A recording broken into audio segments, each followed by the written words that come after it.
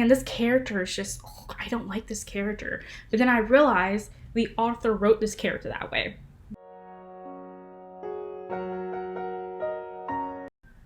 Hey everyone, it's Witchy, and I have exciting news. I have finally finished watching You by Lisa Jewell. This was the second book that I had on my list of the alphabetical randomized challenge, and W was the next one after R, and I have a lot to say about this book. There's a lot that made me as a reader be like, oh wow, like I took a step back kind of thing, because when I first went into this book, I was not into it at all, and I think that was because it was my perception about things, because in this book there's a lot of challenging morals, I guess. It kind of like goes into the gray moral kind of thing, where it's kind of like what these characters are doing obviously isn't right, but obviously the author had wrote the characters this way so that, you know what I mean. There are quite a lot of tabs here. Also, I really love them. There's a little cat one right here, and then you have a little donut. I have a lot of them, but I think what I'm going to do real quick is go over and do a quick summary and give my idea about it. And this story starts off about, it's kind of told in a different perspective. You have Joey, she's the main girl, Joey, and then you have the son of the person that she is attempting to be with, Freddie. It's told from these, and Jenna, or Jen.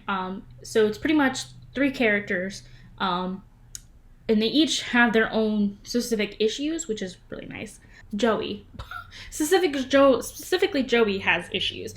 She is kind of having like a midlife crisis kind of thing. Not necessarily because she isn't like at that age to have a midlife crisis.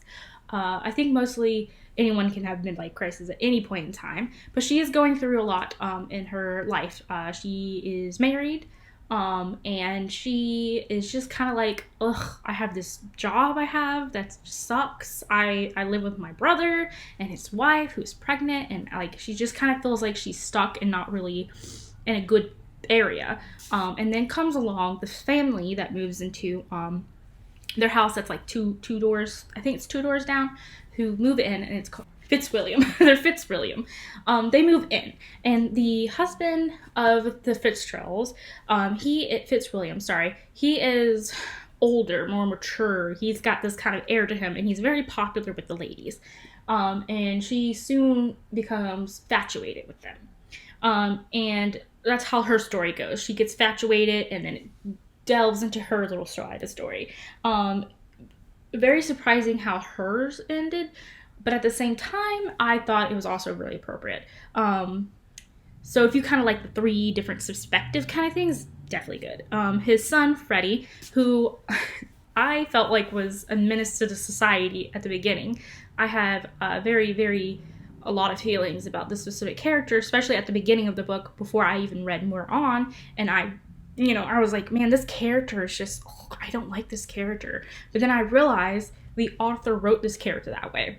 The author, like all authors, write their characters a certain way so that you have certain feelings about them, and later on you could be like, oh hey, wow, like your opinions and stuff can change if they need to.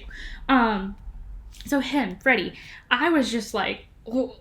And they're most of the time it was playing on that he is, teenager. He lives with the Fitz, he lives with him, his dad, and it shows like the familial, I guess, side of it. And it puts a little input into how their life is, which, by the way, it's not as great as Joey thinks it is. And then we have Jenna. She lives with her mom. Her parents are divorced. She lives with her mom, and her mom, unfortunately, is suffering from some illness, mental illness, which you will soon, figure out in the book. I will talk a little bit about it later. But she suffers from a mental illness that is very much straining Jenna in a lot of ways. And the arrival of Mr. Fitzwilliam, has caused it to kind of up more because they are connected in a way. And it's a very big connection at the end. Well, not too big, but it is very connected because I love how the author wrote this ending, the story, and how the twist at the end. I love how she did. I mean, she sprinkled hints in throughout the book that really made me like, oh wow, okay, I could figure this out. What I forgot to mention, is this, another side of it is it's telling through police reports, because there is a murder. Fitzwilliam is murdered. And it kind of goes back and forth to be like, hey, is this a good reason for so-and-so to murder whoever it is? The suspect is one of the characters, and you'll learn about that later on. And it's wild. It's a wild story. But I slept on this book, okay? I really did. When I first started reading it, I was like, I don't think I'm going to finish this, because I kept thinking, this is all it's going to be. This is all the story's going to be, and it's not even going to be satisfying at the end. But I was wrong. I am glad I kept reading, and it was just, trust me, if you're into suspenseful kind of stories, kind of like a slow kind of start where it's like slowly building until you get to that final act, that final situation climax, then this book's for you. I really think it's a great book.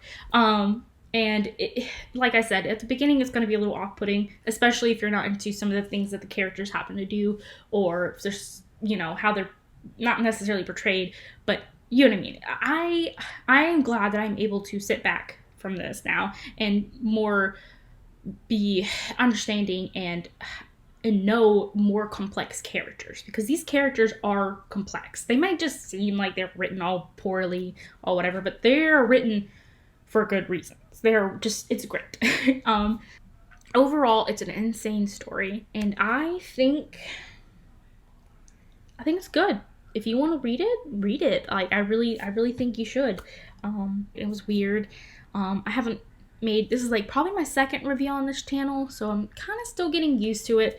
If you guys have any tips, any pointers, I would love to know.